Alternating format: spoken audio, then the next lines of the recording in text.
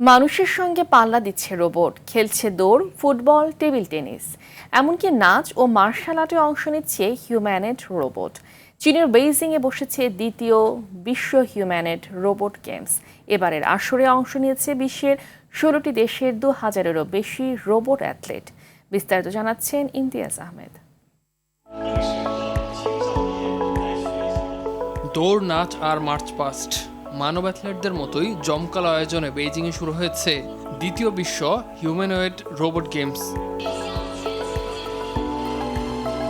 উদ্বোধনী আয়োজনে মানব নৃত্যশিল্পী ও সঙ্গীত শিল্পীদের সঙ্গে পারফর্ম করছে এই রোবটগুলো।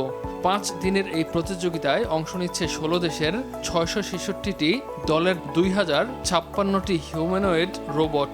দৌড়, ফুটবল ও টেবিল টেনিসের পাশাপাশি রয়েছে মার্শাল আর্ট এবং ডান্স স্পোর্ট। রোবটগুলোর গতি, ভারসাম্য, সমন্বয় ও স্বয়ংক্রিয়ভাবে সিদ্ধান্ত নেওয়ার সক্ষমতা যাচাই করাই প্রতিযোগিতার অন্যতম লক্ষ্য।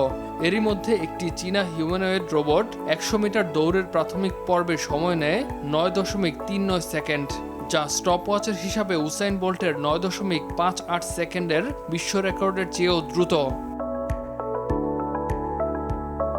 এবারের আসরে থাকছে 51টি ইভেন্ট ও 1301টি প্রতিযোগিতা। গত বছরের প্রথম আসরের তুলনায় ইভেন্টের সংখ্যা বেড়েছে দ্বিগুণেরও বেশি। বেইজিংয়ের আইস রিবন খ্যাত ন্যাশনাল স্পিড স্কেটিং ওভালে বসেছে এই প্রযুক্তির মহরণ। 2022 শীতকালীন অলিম্পিকের ভেন্যুটি এবার পরিণত হয়েছে রোবট অ্যাথলেটদের ক্রীড়াঙ্গনে। একই সময়ে বেইজিংয়ে চলছে বিশ্ব রোবট সম্মেলন, যেখানে প্রদর্শিত হচ্ছে 3000-এরও বেশি রোবট ও সংশ্লিষ্ট প্রযুক্তিপণ্য। খেলাধুলার মাঠে রোবটের এই উপস্থিতি শুধু বিনোদন নয়, ভবিষ্যতের কৃত্রিম বুদ্ধিমত্তা ও রোবোটিক প্রযুক্তির সক্ষমতারও এক নতুন প্রদর্শনী। বেইজিংয়ের এই আয়োজন তাই প্রযুক্তির ভবিষ্যৎ নিয়ে নতুন করে তৈরি করেছে আগ্রহ। ইমতিয়াজ আহমেদ, RTV।